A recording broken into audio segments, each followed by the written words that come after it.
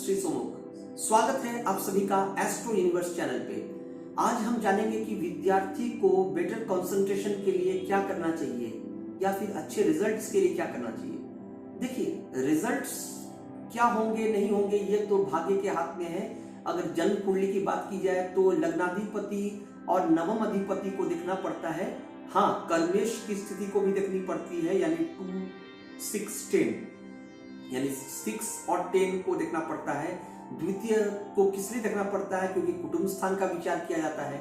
चतुर्थ को इसलिए देखना पड़ता है क्योंकि कंसंट्रेशन का विचार वहां से होता है, माता का विचार वहां से होता है। और दसम स्थान तो कर्म हुआ, पिता भी वहीं से विचार किए जाते हैं। और षष्ठ क्यों? षष्ठ इसलिए क्योंकि षष्ठ स्थान से रोग, शत्रु इनका पता चलता है। तो विद्यार्थी जीवन में आपको शत्रु मिलेंगे, हर क्षेत्र में ही आपको शत्रु मिलेंगे। तो शत्रु को आपको फेस करते हुए लाइफ में उन्नति की ओर बढ़ते रहना है। अब जानते हैं कि क्या ऐसी बात है जिसे फॉलो करके आप जीवन में उन्नति पा सकते हैं। क्योंकि विद्यार्थी जो है, विद्यार्थी जीवन कुछ लोग कहते हैं कि बिल्कुल कॉलेज में जाने तक रहता है और उसके बाद आपकी नौकरी मिल जाती है जब आपको, तो फिर वहां विद्यार्थी जीवन खत्म हो जाता है, यानी समाप्त हो जाता है। ये बिल्कुल गलत सोच है। क्योंकि अगर उस पॉइंट ऑफ व्यू से देखें कि स्कूल से हमारा विद्यार्थी जीवन शुरू हुआ और कॉलेज में आकर खत्म हो गया, यानी समापन हो गया उसका, तो ये सोच गलत है। विद्यार्थी हम अपने जीवन के अंतिम क्षण तक, अंतिम समय तक बने रहते हैं, क्योंकि कुछ ना कुछ चीजों की जानकारी हमें प्राप्त होती है। क्यूरियोसिटी हम में डेवलप होती ही रहती है, क्योंकि ऐसी बहुत सारी चीजें हैं जो हम हमारे जीवन के अंतिम दिनों तक भी जानकारी हमें नहीं होती। और उसी के लिए हम इतनी शिक्षा पर जोर देते हैं, ज्ञान पर जोर देते हैं। बुद्धि विवेक का होना अति आवश्यक है, क्योंकि कहा गया शास्त्रों में विनाश काले विपरीत बुद्धि, अर्थात कि जब नाश मनुष्य पे छाता है तो पहले विवेक मर जाता है। तो क्या करना चाहिए विद्यार्थी को ऐसा कि उनमें पढ़ाई के प्रति कंसंट्रेशन डेवलप करे या फिर किसी और क्षेत्र में वो अच्छी परफॉर्मेंस को ले आ सके, निखार सके।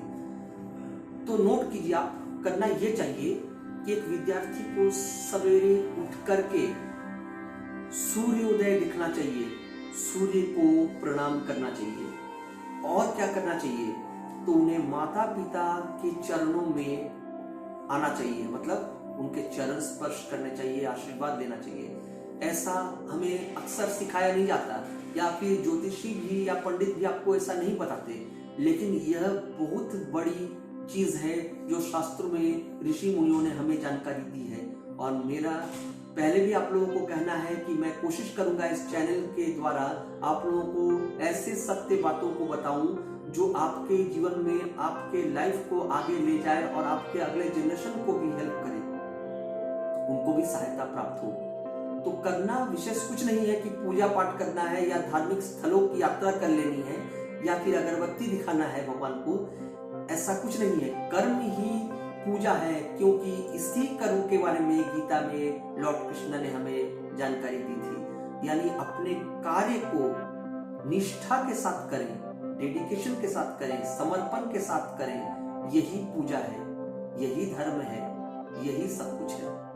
तो ज्ञान हमें सिखाता है एटिकेट, मैनरिज्म, कि आप किस तरह से चलें, किस तरह से बातचीत करें, यानी आपकी बातचीत की शैली क्या हो। विद्यार्थी जीवन में सिर्फ किताबें पढ़ लेने से ही जो ज्ञान होता है वो तो किताबों का ज्ञान होता है, लेकिन माता पिता और हमारे गुरुजन जो हमें सिखाते हैं उनका पालन करते हुए आगे की ओर बढ़ना, वही असल में ज्ञान है। और गुरु को सम्मान करना, गुरु का आदर करना, यह भी हमारा परम ज्ञान है। क्यों? क्योंकि मनुष्य अपने जीवन में 2 तरह से ज्ञान प्राप्ति करता है। एक है शैक्षणिक योग्यता के आधार पर, यानी पढ़ाई लिखाई करके, और दूसरा ज्ञान तब मिलता है जो उन्हें गुरु द्वारा प्राप्त होता है।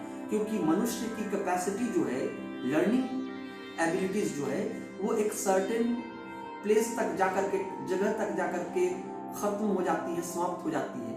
क्योंकि हम मनुष्य हैं, हमारा एक कह सकते हैं एक बना हुआ है क्षेत्र, एक स्पेक्ट्रम जोन है जहां तक हम जाकर के अपने एबिलिटी के पॉइंट ऑफ व्यू से जा सकते हैं, लेकिन गुरु द्वारा जो ज्ञान हमें प्राप्ति होती है उसी को कहते हैं स्पिरिचुअल ज्ञान, उसी को कहते हैं परम आत्मा।